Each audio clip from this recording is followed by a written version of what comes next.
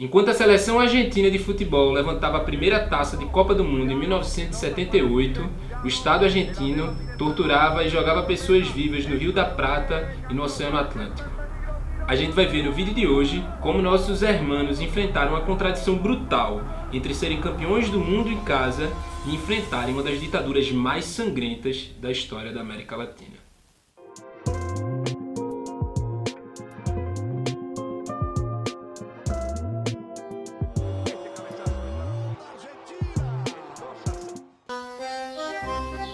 É possível ignorar um regime que assassina mais de 30 mil pessoas?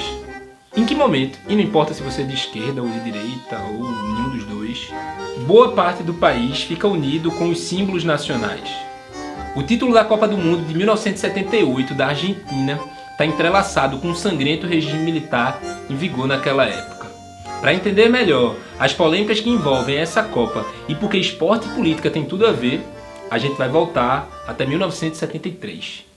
Naquele ano, Juan Domingos Perón, anote esse nome, que já tinha sido presidente por 10 anos, foi eleito. Pouco mais de um ano depois, Juan Perón morreu e quem assumiu foi a vice-presidente, sua esposa Isabel Perón, meio a um cenário de caos social, com a missão de dar continuidade a talvez o fenômeno político mais importante do século XX na Argentina, o peronismo. Assumo esta extraordinária responsabilidade bajo la inspiración rectora del señor General Perón. A Argentina, assim como muitos outros países na América Latina, é marcada por uma quantidade extraordinária de golpes de Estado. Entre 1930 e 1976 foram 6. Nesse período, nenhum governo eleito democraticamente concluiu seu mandato. Com Isabel, não foi diferente. Para conseguir legitimidade da população, os militares, acostumados a se meter no governo, esperaram a crise no governo de Isabelita se aprofundar o máximo possível. Em 24 de março de 1976, os militares tomam a Casa Rosada e derrubam Isabelita do poder.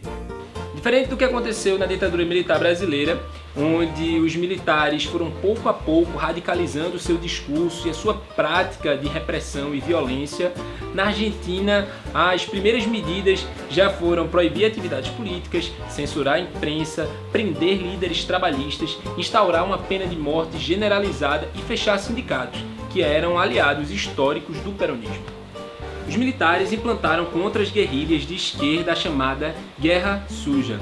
Mas essas medidas violentas elas não eram destinadas somente aos guerrilheiros. Nas palavras do próprio presidente Jorge Rafael Videla, o terrorista não é apenas aquele que carrega uma bomba ou uma pistola, mas também quem espalha ideias contrárias à civilização cristã ocidental. Assim, estavam sujeitos a esse tipo de repressão políticos, intelectuais, membros de sindicato e até pessoas que estavam oferecendo abrigo ou comida para esses perseguidos. A violência também era forte por parte dos guerrilheiros, geralmente através de atentados terroristas. A resposta dos militares foi violentíssima, inclusive através de inocentes, já que a tortura ajudava essas pessoas a serem forçadas a entregar qualquer tipo de informação que cooperasse na busca dos opositores ao regime. A estrutura da coerção na Argentina era muito descentralizada. Isso quer dizer, cada região tinha autonomia e o dever de interrogar, prender, torturar e geralmente assassinar membros da oposição. Dessa forma, o governo central de Videla podia evitar ser responsabilizado e dizer que essa violência era clandestina. Era como uma terra sem lei, na qual militares e grupos armados de extrema-direita tinham total autorização para caçar os seus inimigos. Foi no auge desse período brutal da história da Argentina que o país sediou a Copa do Mundo de 1978.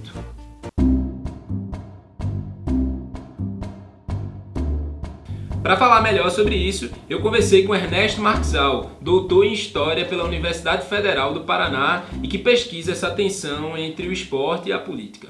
Eu agradeço muito, Matheus, fiquei bem feliz com o convite. E aí é que está o principal diferencial do futebol quando a gente fala em modalidade esportiva, pensando nos entrelaçamentos culturais e sociais. Mais do que o esporte em si, é justamente esses sentimentos que ele mobiliza e as narrativas que são construídas a partir desse sentimento que possibilita que ele tenha tantas dimensões para além do que ele representa cotidianamente, que é o pessoal jogando o esporte ou torcendo para um time. Então, não é o futebol em si que mobiliza as pessoas, mas é justamente esses laços que as pessoas criam com o esporte que permitam que ele tenha outras dimensões sociais a serem exploradas, que possibilitem, por exemplo, ele ter se tornado um esporte de massas, da proporção que ele é hoje, parando bilhões de pessoas, por exemplo, uma final de Copa do Mundo para assistir, e que automaticamente cativa as pessoas a associarem, por exemplo, quando a gente fala em propaganda de marcas, ou às vezes o uso político de um determinado governo, né, como uma estrutura de propaganda. Não é o futebol em si, mas é o que ele causa e o que ele mobiliza nas pessoas que permite essa aproximação. Né? A ditadura de Videla, então, usava o futebol, essa paixão nacional, em duas frentes. Primeiro, para unir o povo argentino. Era a oportunidade de fazer as pessoas esquecerem dos problemas um pouco e vestir as cores do país para cantar junto. O futebol tem esse poder de criar ou reforçar uma identidade, de formar um grupo, de incentivar a conexão com determinada nação. É muito forte essa relação entre nacionalismo e futebol. Tanto é que até as torcidas de clube absorvem isso, quando falam, por exemplo, aqui com o meu time, o Sport, sobre a nação rubro-negra. E isso acontece com quase todo clube. Além disso, externamente, já que a Argentina enfrentava uma série de problemas no cenário político internacional justamente por causa das atrocidades cometidas pelo regime, inclusive prejudicando a economia nacional. Muita gente se empenhou para boicotar a realização do evento, sendo fundado inclusive o COBA, Comitê de Organização de Boicote à Argentina. Isso não gerou só um efeito de propaganda positiva para o regime, pelo contrário, fez com que externamente se voltasse a olhar de diversas partes do mundo para a Argentina, inclusive olhando para situações como é o caso dos desaparecidos, né? Que na Argentina é notório. Então, para as torturas, para as prisões clandestinas e para os exilados e para o número de desaparecidos. Então, boa parte da imprensa que passou a fazer essa cobertura, ela passou a olhar para essas questões que eram incômodas também. Então, ele não foi só um olhar de propaganda e de exaltação do governo argentino. Não, fez com que outros olhares que não tinham essa influência direta ou que não estavam sobre o controle mais estrito do governo, pudessem observar questões mais complexas. Na França e na Holanda, rolaram protestos até com a participação de jogadores. Alguns realmente nem foram à Copa, como foi o caso do alemão Paul Breitner.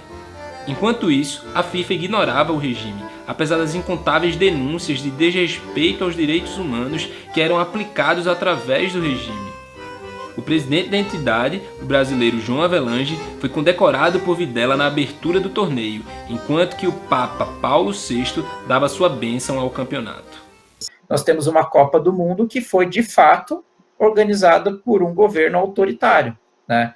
Tirando, inclusive, da própria esfera esportiva. E mais significativo do que isso com a anuência da FIFA. Sim. Porque a FIFA concorda com essa mudança, né? Ela tinha o poder de tirar a Copa da Argentina, ela poderia levar para algum outro lugar, mas não foi a decisão tomada naquele momento, a decisão foi por um brasileiro. Né? Exatamente, pelo João Avelange. O torneio começou e o Brasil foi protagonista da primeira polêmica dentro de campo. No último lance da partida contra a Suécia, Nelinho cobrou um escanteio e Zico cabeceou para dentro para virar o jogo. Mas o árbitro apitou com a bola no ar e encerrou a partida de 1-1. Com o futebol burocrático, Brasil e Argentina acabaram indo para a segunda fase e ficando no mesmo grupo. Nessa época a Copa tinha um formato diferente de hoje. Enquanto isso, o plano de Videla de passar a imagem de uma Argentina em paz ia por água abaixo.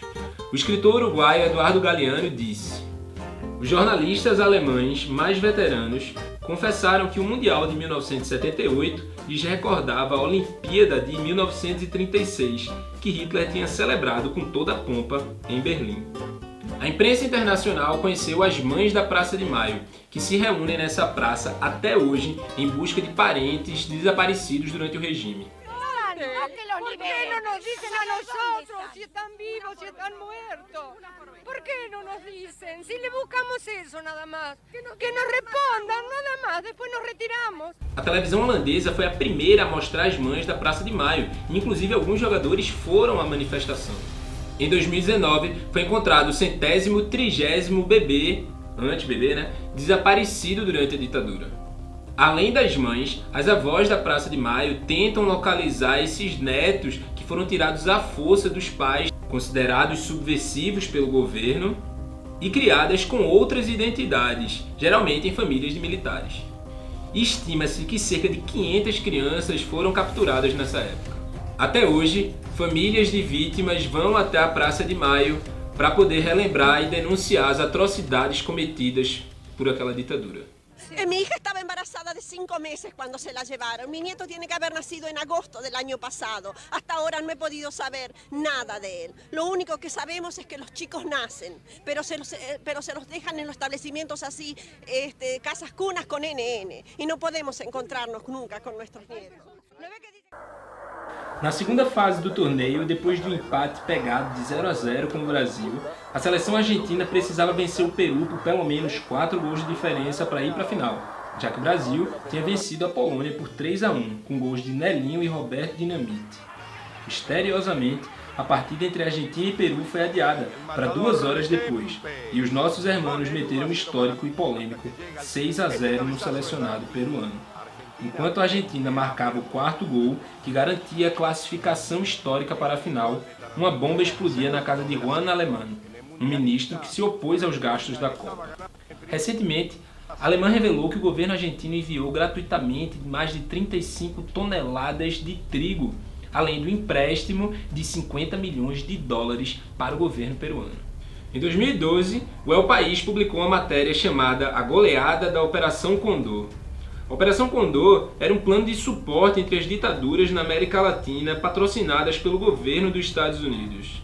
Segundo a matéria, o ex-senador peruano Genaro Ledesma disse haver um acordo entre os governos dos dois países para que a seleção peruana entregasse o jogo. Em troca, Argentina e Peru, país que também estava sob ditadura, combinaram uma troca entre prisioneiros, entre opositores aos regimes. O próprio Ledesma foi enviado à Argentina como prisioneiro de guerra.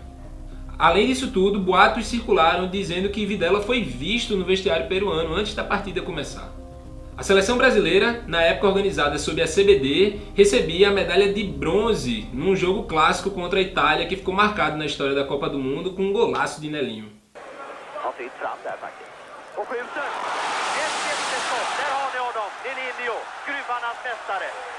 Classificada para a final contra a Holanda, a Argentina abriu o placar com Mário Kempes, mas no segundo tempo, Naninga empatou para os remanescentes da histórica Laranja Mecânica de 1974.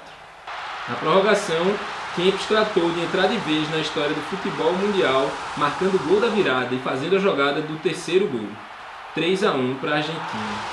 Videla entregou a taça para o campeão Daniel Passarella e os hermanos levantaram sua primeira taça de mundial. Stella Carlotto, presidente das Avós da Praça de Maio, diz que, enquanto ela e o marido choravam na cozinha com o desaparecimento da filha, o resto da família vibrava na sala com os gols da seleção. A 700 metros do Monumental, estádio da grande final, ficava a ESMA, Escola Mecânica de Marinha, um centro de detenção e tortura clandestino, onde mais de 5.000 pessoas foram presas e calcula-se que apenas 5% saíram de lá com vida. Ao todo, já foram localizados 520 desses campos por todo o país.